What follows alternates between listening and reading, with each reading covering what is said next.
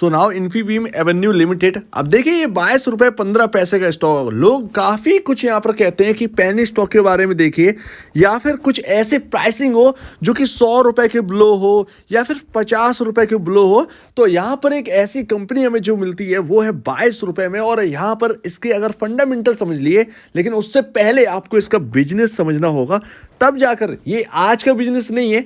ये अगर इंडिया की ग्रोथ स्टोरी पे बिलीव है तो फिर ये बिजनेस को आपको समझने में आसानी होगी और कहां तक ग्रो कर सकता है ये आप बखूबी समझ सकते हैं। तो अभी हम देखते हैं कि ये 22 रुपये 15 पैसे का स्टॉक जिसके अच्छे खासे क्लाइंट्स हैं वो क्या करता है और उसके फंडामेंटल कैसे हैं। तो अभी बिजनेस को समझने से पहले हम देखते हैं इसका 1 ईयर कैंडलस्टिक चार्ट। और यहां पर 2016 में ये लिस्टेड है। अगर आप एनएसई के हिसाब से देखें, बीएसई में अगर लिस्टेड हो तो वो एक अलग बात है, बट एनएसई के हिसाब से अगर आप देखेंगे तो ये ऑलमोस्ट यहां पर, क्योंकि एक बार स्प्लिट हो चुका है, स्प्लिट बोनस हो चुका है, तो ये एडजस्टेड प्राइसेस हैं जो कि आपको देखने को मिल रहा है। कभी ये स्टॉक 230, 240 के आसपास भी वर्क करता था, लेकिन वहां से टूटा और उसके बाद अभी स्प्लिट हो चुका है, तो वो यहां पर हमें देखने को मिल रहा है। बट यहां पर कुछ ऐसी कोई खराबी नहीं है कंपनी के अंदर, वो आपको आगे पता चल जाएगी। बट यहां पर अगर आप देखेंगे तो ऑलमोस्ट 10 रुपए पर इसकी शुरुआत हुई थी, 10 रुपए के आसपास इसकी शुरुआत हुई थी और ये स्टॉक ने हाई लगाया था 50 रुपीज के आसपास का। अगर आप देखें तो ये ऑलमोस्ट 2018 के आसपास का हाई है। और उसके बाद अगर आप देखेंगे तो उसका लो जो है ना ऐसे कंपनी का, वो लगा है ऑलमोस्ट 7 या 6 रुपए के आसपास, 6 से 7 रुपए के आसपास का लोएस्ट लेवल है इस कंपनी का। और यहाँ पर अभी जो वर्क कर रहा है वो इस वक्त जो प्राइसिंग है वो आपका यहाँ पर 2021 का जो प्राइस है और 2022 का जो प्राइस है उससे भी नीचे का है। यानी कि 24 रुपये जो है वो ऑलमोस्ट यहाँ पर 2022 का हाई है और 2021 का जो है वो ऑलमोस्ट 28 से 29 रुपये का हाई है। इस स्टॉक के अंदर 28 से 29 रुपये का ये 2021 का हाई है।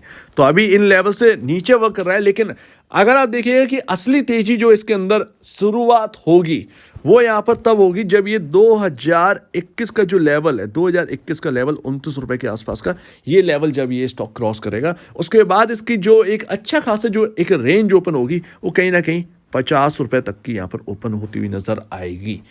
तब तक का इंतजार आपको करना पड़ेगा इस स्टॉक का 29 रुपये निकलने का।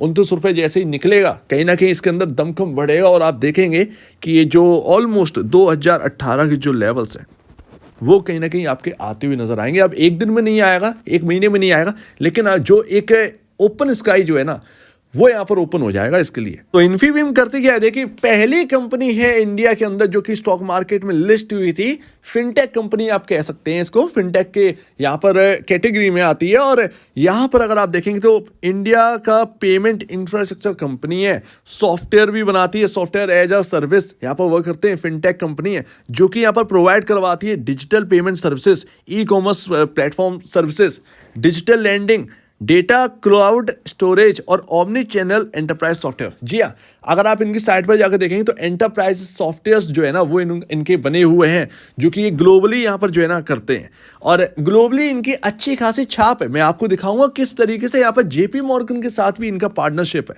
ये बहुत बड़ी बात है। दुनिया में सबसे बड़ा अगर बैंक की बात करें तो कहीं ना जेपी मॉर्गन आते हैं यूएस से। और जेपी मॉर्गन के बारे में किस पर्सन ने यहाँ पर जो है ना वो सुना नहीं होगा, हर कोई जानता है, हर बच्चा उनका नाम जानता है। और कोई बहुत लंबा टाइम यहाँ पर नहीं हुआ है इन्फीबीम के स्टार्ट हुए। 2007 में ये कंपनी स्टार्ट हुई, इंटरनेट और फिनटेक के इंडस्ट्री में काम करती है।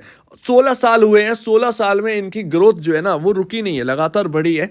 स्टॉक पर बहुत बड़े इम्पैक्ट्स आए हैं और कभी कभार वैल्यूएशन को लेकर भी कुछ बातें हुई हैं, लेकिन फिर भी इनकी जो ग्रोथ है वो लगातार यहाँ पर चलती रही है और अभी भी क्वार्टर दर क्वार्टर अगर आप देखोगे तो चलती रही है। और अभी रिसेंटली अगर आप देखें तो जियो प्लेटफॉर्म्स के साथ यहाँ पर खबर आई थी, इनके ई कॉमर्स के लिए पेमेंट सर्विस सॉफ्टवेयर जो है ना वो नीड थे और यहाँ पर जियो प्लेटफॉर्म्स को इन्होंने प्रोवाइड करवाया, यानी सर्विस देते हैं। लाइसेंस डील हुई थी, एग्रीमेंट हुआ था 2020 में JP Morgan Chase bank. That's why I am saying ये ना आगे के लिए है। और जेपी मॉर्गन चेस बैंक का अगर आप देखेंगे तो इनका नोटेबल वर्क्स आप देख लीजिएगा। इवन आप यहाँ पर देखिए कि ये कितने बड़ी बैंक आती है ग्लोबली, ये भी अगर आप चेक करें तो आपको समझ में आएगा। उनके साथ यहाँ पर जो है एग्रीमेंट साइन किया था, पार्टनरशिप करी थी यहाँ पर बैंक डोवर SAOG, ये यहाँ पर ना आपका बैंक है जिनके साथ यहाँ पर ऑनलाइन पेमेंट्स के लिए यहाँ पर पार्टनरशिप करी है। बैंक मुस्काट, यहाँ पर ये ओमान सल्तनत ऑफ ओमान, ये यहाँ पर ना फाइनेंशियल सर्विस प्रोवाइडर बने, पार्टनरशिप करी। रियाद बैंक, इनके साथ भी डिजिटल पेमेंट सर्विसेज के लिए पार्टनरशिप करी है। सो दैट यही तो सबसे इंपॉर्टेंट बात है। अभी आपका रिसेंटली जियो के साथ था, उससे पहले आपका 2020 में ही जेपी मॉर्गन चेस बैंक के साथ हुआ था, जिस पर बहुत सारे लोग जानते नहीं होंगे, तो इसको ये समझना बहुत इंपॉर्टेंट है। तो कुल मिलाकर यहाँ पर हमने ये समझ लिया कि पार्टनरशिप जो है ना वो बहुत ही दिग्गजों के साथ यहाँ पर कर बैठे हैं ये, और उनके साथ एग्रीमेंट भी है। ठीक है, हमें ये बात समझ में आ गई, हमने बिजनेस को समझ लिया कि पूरी तरीके से फिनटेक के सर्विसेज जो है ना वो ये प्रोवाइड करवाते हैं, सॉफ्टवेयर्स भी बनाते हैं, एंटरप्राइजेस सॉफ्टवेयर्स भी यहाँ पर जो है ना प्रोवाइड करवाते हैं। तो ये सारा काम है इनका, और ये सारे आपके पार्टनर्स रहे। अब बात करते हैं फंडामेंटल और फाइनेंस की, और अपनी बात को पूरा करते हैं। तो अभी यहाँ पर जो मार्केट कैप है, कोई बहुत बड़ा मार्केट कैप नहीं है, 6140 करोड़ का मार्केट कैप है। अगर आप फिनटेक के अंदर देखोगे तो आपको ये मार्केट कैप ना बहुत छोटा नजर आएगा। फिनटेक के अंदर कौन कौन सी आ रही है, जैसे कि आपका पेटीएम आता है, जैसे कि आपका पॉलिसी बाजार आता है, पीवी फिनटेक, और बाकी वगैरह अगर एक दो ऑल लिस्टेड है तो वो यहाँ पर आते हैं, और ये फिर यहाँ पर आ जाते हैं, यानी कि इन्फीबीम एवेन्यू। और उनके लिहाज से यहाँ पर मार्केट कैप काफी छोटा है, मैं आपको दिखाऊंगा। इसके साथ साथ पी रेशियो में काफी छोटा स्टॉक है अगर आप देखें इसके कॉम्पिटिटर्स के कंपैरिजन। तो अभी मार्केट कैप के लिहाज से ये बहुत ही छोटा स्टॉक है। अगर आप बात करें पेटीएम की तो 58,331 करोड़ का मार्केट कैप है, पीवी फिनटेक का 34,457 करोड़ का मार्केट कैप है, और इन्फीबीम का यहाँ पर आ जाता है 6,140.21 करोड़ का मार्केट कैप। इसके हिसाब से तो पेटीएम और पीवी फिनटेक के कंपैरिजन काफी छोटा है, बिल्कुल है, लेकिन ये एक प्रोडक्ट बेस्ड कंपनियां भी हैं, यानी कि पेटीएम और पीवी फिनटेक ये रिटेल में इनका प्रोडक्ट चलता है, इसीलिए कहीं ना कहीं इनकी वैल्यूएशन ज्यादा है। ये कौन है? ये एक तरीके से सर्विस प्रोवाइडर है।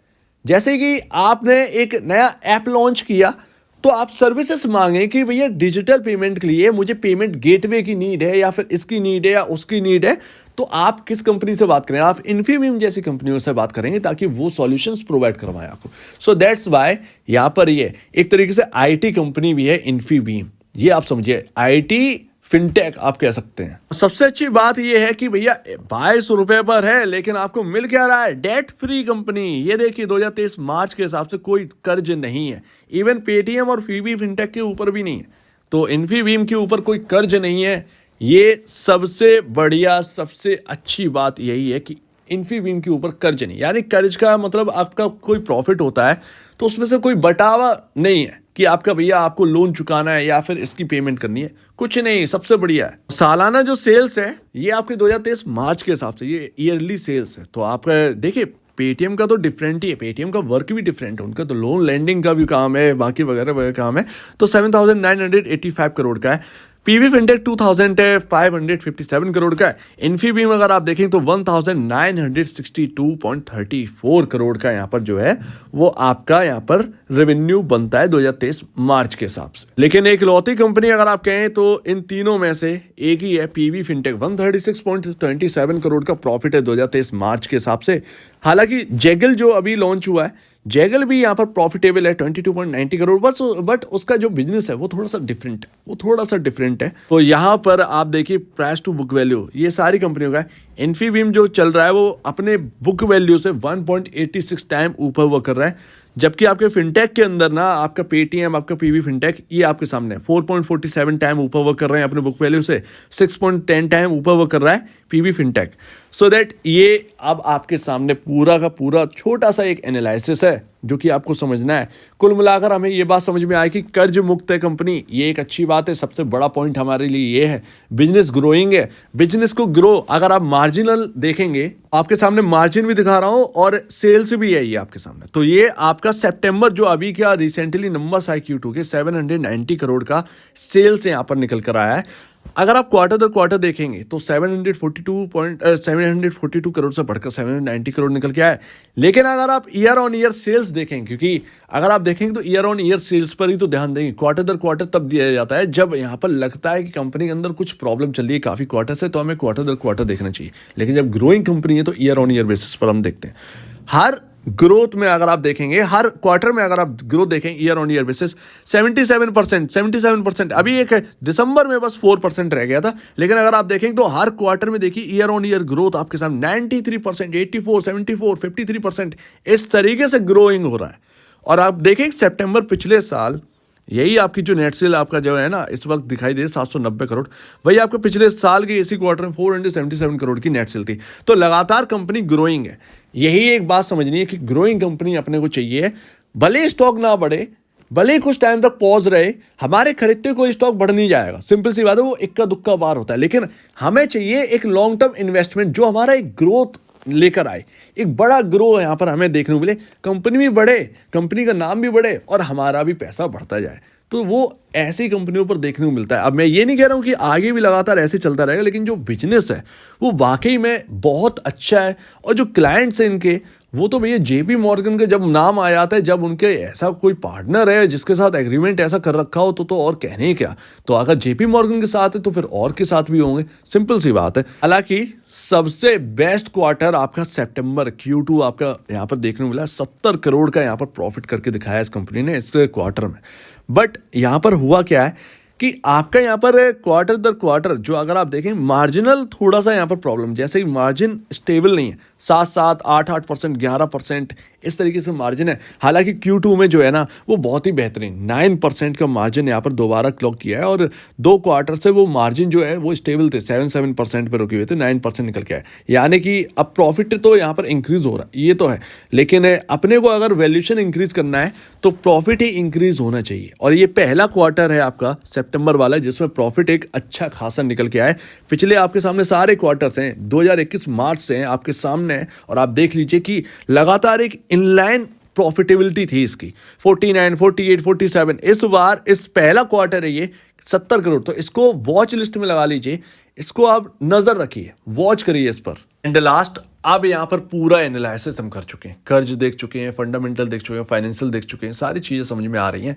तो कुल मिलाकर बात यहीं पर आ रही है कि भाई 22 रुपए का ये स्टॉक हर आंकड़ों के हिसाब से परफेक्ट बैठ रहा है। ये इन्वेस्टमेंट के लिए है, ये इन्वेस्टमेंट करके रखिए और बस, सिंपल सी बात है। आप ये डिमांड मत करिए कि स्टॉक अभी हाल फिलहाल में जैसे आपने रखा है स्टॉक और लेकर और वो रॉकेट हो गया, ये आगे के लिए इन्वेस्टमेंट के पर्पस है, सिंपल सी बात है।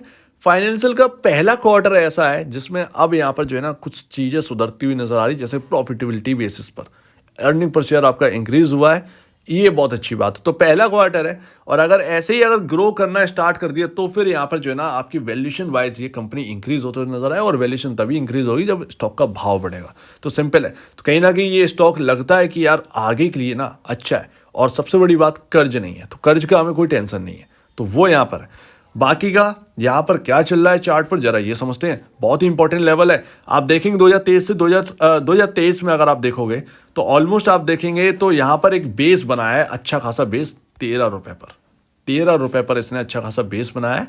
और ये स्टॉक ना अब उस बेस से बाहर निकला है।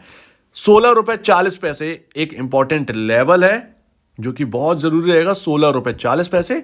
लेकिन अभी जो 22 रुपए का स्टॉक चल रहा है, अभी हाल फिलहाल में इस जगह का कौन सा लेवल है जो कि इंपॉर्टेंट है, तो मुझे लगता है कि 20 रुपए 85 पैसे, 20 रुपीज 85 पैसे, ये इस वक्त का सबसे मोस्ट इंपॉर्टेंट लेवल है। और अभी आप जो है वो आप 23 रुपए की तरफ देख रहे हैं, 23 रुपए 5 पैसे अगर इसके अंदर निकल गया तो फिर यहाँ पर और तेजी कहीं ना कहीं इंक्रीज होती हुई नजर आएगी। तो इस पर ध्यान दीजिए, ये कहीं ना कहीं ट्रेडिंग के लिए नहीं, इन्वेस्टमेंट पर्पस ये कहीं ना कहीं ये स्टॉक बना हुआ है। और अगर बिजनेस आपको समझ में आया, इसके बारे में और एनालिसिस करिए और समझिए, ज्यादा बेहतर। बिजनेस समझ लिया एक बार तो फिर कोई भी कंपनी आपको समझ में आने लगी, फिर आपके स्टॉक में कोई उतार चढ़ाव चाहे जितना आए आप उससे डरने वाले नहीं है। एक बार आपने बिजनेस समझ लिया, आप कहें कि हाँ भैया ग्रोइंग बिजनेस है, तो बस सिंपल सी बात है, हर गिरावट को आप एक अपॉर्चुनिटी की तरह देखने लगे। तो मेरे ख्याल से ये स्टॉक जो लोग ढूंढते हैं 50 रुपए से नीचे, ये स्टॉक उस कैटेगरी में है जिसके ऊपर कर्ज नहीं है, जो लगातार ग्रो कर रहे हैं फाइनेंशियल्स, तो वो आपके सामने इन्फीबीम आपके सामने लगता है। सो उम्मीद है आप इस बात को समझेंगे। आप क्या कहना है इसके ऊपर कमेंट सेक्शन में कहिएगा, और वीडियो देखने के लिए बहुत धन्यवाद दोस्तों।